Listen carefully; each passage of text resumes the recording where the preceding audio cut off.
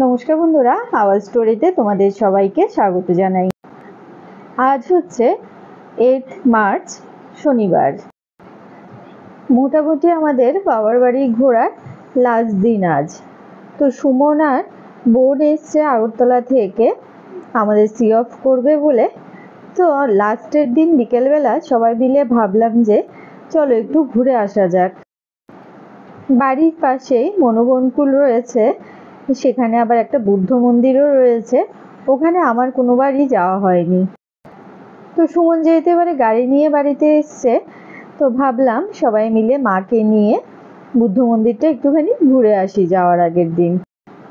আগামীকাল সকালবেলা আমাদের ট্রেন রয়েছে, কাঞ্চনজঙ্ঘা এক্সপ্রেসে করে আমরা ইসলামপুরের উদ্দেশ্যে রওনা দেব। বেশ কয়েকদিন বললে ভুল হবে, প্রায় 2-3 মাসের মতো আমরা বাবার বাড়িতে এবারে ছিলাম। রিকেরও অনেকদিন স্কুল অফ ছিল, যেহেতু ওর স্কুল চেঞ্জ হয়েছে, তাই বেশ কিছুদিন হাতে সময় পেয়েছি। আর বিশেষ একটা কারণও ছিল, আমার ভাইয়ের ঘরে ছেলে হয়েছে, ওই কারণটাও আছে। তো সেজন্য বেশ কিছুদিন আমরা বাবার বাড়িতে ছিলাম। তো ভাইও আজ চলে গেছে। তো বিকেলবেলা আমরা সবাই মিলে একটুখানি ওই যে মহামুনি যে বুদ্ধ মন্দিরটা রয়েছে তার উদ্দেশ্যে রওনা দিয়েছি। মনোবনকুলের এই রাস্তাটার এখন কনস্ট্রাকশনের কাজ চলছে। এই যে ব্রিজটা দেখতে পাচ্ছ, তার উপর দিয়ে অগাস্ট মাসে, যে গত বছর অগাস্ট মাসে বন্যা হয়েছে ত্রিপুরায়, তার জল গেছে। দেখতেই পাচ্ছ সমস্ত রাস্তাঘাট পুরো ভেঙে গেছে, আর রাস্তার এখন কাজ চলছে, পুরো লাল মাটি আর ধুলো। এই দিকটায় আমাদের কোনো সময় আসা হয়নি, তো তাই গুগল ম্যাপে দেখে রাস্তা নির্ধারণ করা হচ্ছে। এই যে সামনে ছোট বাজারটা দেখা যাচ্ছে, সেটা হচ্ছে সিন্দুক পাথর বাজার। তো রাস্তায় যাওয়ার পথে বোনের আবার এক ফ্রেন্ডের সাথে দেখা হয়েছে। ও কিছুটা ইনস্ট্রাকশন দিয়ে দিয়েছে কিভাবে কি যেতে হবে। যাই হোক, আমাদের মনে হচ্ছে কিছুটা ধুলো রাস্তা আমরা ক্রস করে এসছি। এখন মোটামুটি একটুখানি ভালো রাস্তায় দেখা যাচ্ছে। মনোবনকুলের যে বুদ্ধ মন্দিরটা রয়েছে সেখানে আমরা যাচ্ছি। বাঁদিকের যে মন্দিরটা দেখতে পাচ্ছ, এটা আমাদের ত্রিপুরার আদিবাসীদের গড়িয়া মেলার জায়গা। এখানে গড়িয়া পুজো হয়ে থাকে। আর আমরা যেই জায়গাটায় যাচ্ছি এটা কিন্তু সম্পূর্ণ আদিবাসী এলাকায়, তাও বাঙালি রয়েছে। তো বাঙালির থেকে আদিবাসীটাই বেশি ওখানে। 2024-এর বন্যায় কি পরিমাণে রাস্তাঘাট ক্ষতিগ্রস্ত হয়েছে, এই জায়গাগুলো না দেখলে বুঝতে পারতাম না। সামনেই রয়েছে ইভেঞ্জার স্কুল। তো মনে হচ্ছে আর বেশি দূর নয়, এগিয়ে এসছি আমরা। আর মনে হয় 5-6 মিনিট টাইম লাগবে। এই যে দুধারে পাম গাছগুলো দেখতে পাচ্ছ, সেগুলো দিয়েই কিন্তু রাস্তার দুধারটা সুন্দর করে সাজানো। এই প্রাকৃতিক সৌন্দর্যের জন্যই ত্রিপুরার নানা জায়গা থেকে লোকজন আসে ঘুরতে এখানে। সবার প্রোফাইলে মোটামুটি 1-2 করে ছবি থাকবে এই জায়গাটার। এই কটা পাম গাছ দেখে আমাদের মন ভরে গেছে। সামনে নাকি আরো সুন্দর কিছু দৃশ্য অপেক্ষায় আছে। আমি আর বোন মিলে দুই জামাইকে বকে আর রাখছি না, কোথায় আমাদের নিয়ে আসছো এই ধুলো মাখা রাস্তার মধ্যে। আর ওরা তো বলছে দাঁড়াও দাঁড়াও, তোমাদের জন্য সুন্দর কিছুই অপেক্ষা করছে। সবুর কা ফল মিঠা হোতা হ্যায়। যেহেতু আগে এখানে আসিনি, তাই একটুখানি ভয়ও লাগছিল, কোথায় যাচ্ছি কি আসল বিষয় কিছুই বুঝতে পারছি না। কিন্তু সবার মুখেই শুনেছি রাস্তাটা একটুখানি খারাপ হলেও যখন মেন স্পটে গিয়ে হাজির হব না, তখন এগুলো সব কিছু ভুলে যাব। তো আগে থেকেই আমি তোমাদের বলে রাখছি, আমাদের চ্যানেল আওয়াজ স্টোরি ভিডিওগুলো যদি তোমাদের ভালো লাগে তাহলে অবশ্যই চ্যানেলটাকে সাবস্ক্রাইব করে নেবে এবং পাশে থাকা বেল আইকনটাকে প্রেস করে দেবে। এতে করে যখনই আমি নতুন ভিডিও আপলোড করব, সাথে সাথে এর নোটিফিকেশান তোমাদের কাছে পৌঁছে যাবে।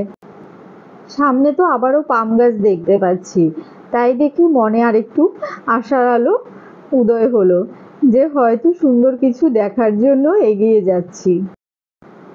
এদিকে প্রাকৃতিক সৌন্দর্যটা খালি দেখো, ডান দিকে জমিকে জমি, বিঘাকে বিঘা ধান লাগিয়েছে। কচি কচি ধান গাছগুলো দেখতে বেশ ভালো লাগছিল। রাস্তার দুধারে সারি সারি পাম গাছ লাগানো। বনকুলের সব থেকে জনপ্রিয় যে মহামণি মেলা হয় সেটা এখানেই হয়ে থাকে। তো বন্ধুরা, ভিডিওটা কেমন লাগছে কমেন্ট করে জানিও কিন্তু।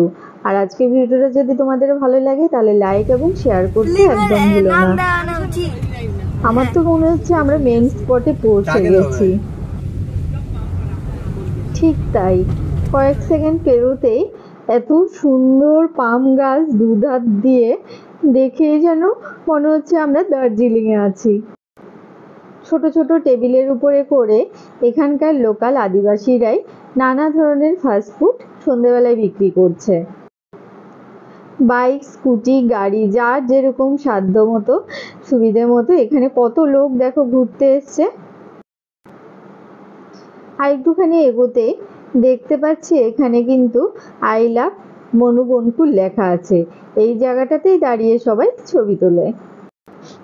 এখনো গাড়ি থেকে নামিনি, গাড়িতে বসে বসেই ভিডিও করছি, এতেই মন ভরে গেছে। যত দূর চোখ যাচ্ছে রাস্তার দুধারে এই সারিবদ্ধ পাম গাছ। তো যাই দেখলাম, বেশ ভালো লাগলো। এবারে একটুখানি গাড়ি থেকে নেমে তোমাদের দেখাচ্ছি। দেখো অস্ত যাওয়া সূর্যটাকে সবুজের ফাটে দেখতে কি মনোরম লাগছে না? সবকিছুই ভালো লাগছে। আর যখনই ভাবছি আর এই তো রাতটুকুনি রয়েছে, তারপরে সবাইকে ছেড়ে আবার কতদিনের জন্য চলে যেতে হবে, তখনই মনটা যেন খারাপ হয়ে যাচ্ছে। আর গাড়িতে বসে থাকতে পারলাম না, আমি আর বোন নেমে পড়লাম ছবি তোলার উদ্দেশ্যে। যেখানেই যাই না কেন ছবি তো তুলতেই হবে, সাথে তোমাদের জন্য ভিডিও। তো বন্ধুরা, আজকের ভিডিওটা কেমন লাগলো অবশ্যই কমেন্ট করে জানিও কিন্তু। আর তোমরা কারা কারা আগে এই মনুবনকুলে এসছো ঘুরতে জানাবে। বাবার বাড়ি থেকে এত কাছে এই জায়গাটা, তাও আগে কোনোদিনও আসা হয়নি, এই প্রথমবার আসলাম। এসে তো বেশ ভালো লাগলো আমার। তাহলে চলো আর দেরি না করে কিছু ভিডিও করে নিই তোমাদের জন্য।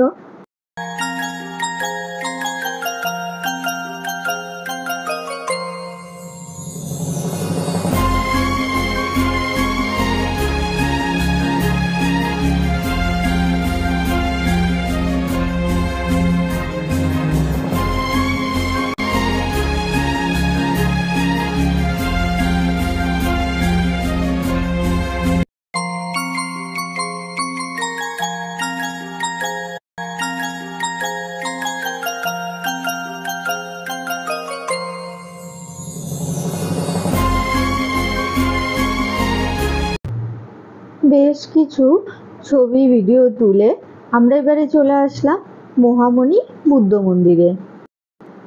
এই বুদ্ধ মন্দিরটারও অনেক ছবি দেখেছি, কিন্তু আসা হয়নি। তো যেহেতু বনকুলে এসছি, অবশ্যই করে মন্দিরটা একবার ঘুরে যেতেই হবে। মা ছিল ওই দিন প্রচণ্ড টায়ার্ড, স্কুল থেকে এসে বাড়িতে রেস্টও করতে পারেনি। আমরা আবার নিয়ে চলে এসেছি এখানে। এই যে দেখো, এখানে রয়েছে ভগবান বুদ্ধের অনেক মূর্তি, দেখতে কি ভালো লাগছে না? আর এখন সন্ধেবেলা তো মন্দিরে পুজো হচ্ছে, সবাই এসে ধূপকাঠি মোমবাতি মন্দিরে জ্বালিয়ে দিচ্ছেন। ভগবান বুদ্ধের জীবন কাহিনীর নানা ঘটনা এখানে মূর্তি আকারে গড়ে তোলা হয়েছে। মায়ের পাশে ছোট সিদ্ধার্থ কীভাবে শুয়েছিল সেই ঘটনাই হয়তো এখানে বোঝানো হয়েছে। এই যে হলুদ রঙের মন্দিরটা দেখতে পাচ্ছ, সেটাই হচ্ছে মূল মন্দির। বুদ্ধ ধর্মাবলম্বী যিনি এই মন্দিরের প্রতিষ্ঠা করেছেন, ওনার মূর্তি এখানে রয়েছে। আর সামনে যেহেতু বুদ্ধ পূর্ণিমা, তো মেলাও হবে বেশ বড় করে, সেজন্য এখানকার লোকজনেরাই এখানে নানা ধরনের বাঁশ দিয়ে কারুকার্য করছে। যে কোনো বুদ্ধ মন্দির কিংবা প্যাগোডা হচ্ছে শান্তির জায়গা। এখানে পুরো নিরিবিলিতে লোকজন ঘন্টার পর ঘন্টা বসে থাকতে পারে, কোনো অসুবিধা হবে না, বেশ ভালো লাগে, শান্তি পায় মনে। সাউথ ত্রিপুরার মনোবনকুলে অবস্থিত এই বুদ্ধ মন্দিরটা তোমাদের কেমন লাগলো অবশ্যই কমেন্ট করে জানাবে। ভালো লাগলে লাইক করবে, আর তোমার বন্ধুদের সাথে ভিডিওটাকে শেয়ার করতে কিন্তু একদম ভুলবে না। আর এটা হচ্ছে ভগবান বুদ্ধের মূল মন্দির। এখানে বুদ্ধদেবের বড় এক মূর্তি রাখা আছে। সকাল সন্ধে এই বুদ্ধদেবের মূর্তিরই পুজো অর্চা করা হয় এখানে। তো বুদ্ধ মন্দিরটা দেখতে দেখতে ভিডিও থেকে এখানে আমি বিদায় নিচ্ছি। সবাই ভালো থেকো, সুস্থ থেকো। পরের ভিডিওতে আবার তোমাদের সাথে দেখা হবে। সন্ধে প্রায় হয়েই গেছে, বাড়ি যেতে যেতে প্রায় আধ ঘন্টা মতো সময় লাগবে। তো বেশিক্ষণ আর এখানে দাঁড়াবো না, আমরা বাড়ির উদ্দেশ্যে রওনা দেব। আর আগামীকাল ভোরবেলায় যেহেতু আমাদের বেরোতে হবে, তাই বাড়িতে গোছগাছও রয়েছে, আবার রান্না বাড়াও রয়েছে, তো সব কিছুই করতে হবে গিয়ে। আর যখনই সত্যি কথা বলতে মাকে দেখছি না, আমার মনটা আরও বেশি, বুকের ভেতরটা কেমন যেন একটা চিনচিন করে উঠছে, একটু ভালো লাগছে না। হাসি মুখে থাকার চেষ্টা করছি, তাও যখন ভাবছি যে বাবা মাকে ছেড়ে আবার কতদিন দূরে থাকতে হবে, আবার কবে দেখবো এসে, তখনই যেন মনটা কেমন করে উঠছে। আজকে এই ঠাকুর মন্দিরে এসে একটাই ঠাকুরের কাছে প্রার্থনা, ঠাকুর যেন ফ্যামিলি মেম্বার্স সবাইকে ভালো রাখে, সুস্থ রাখেন।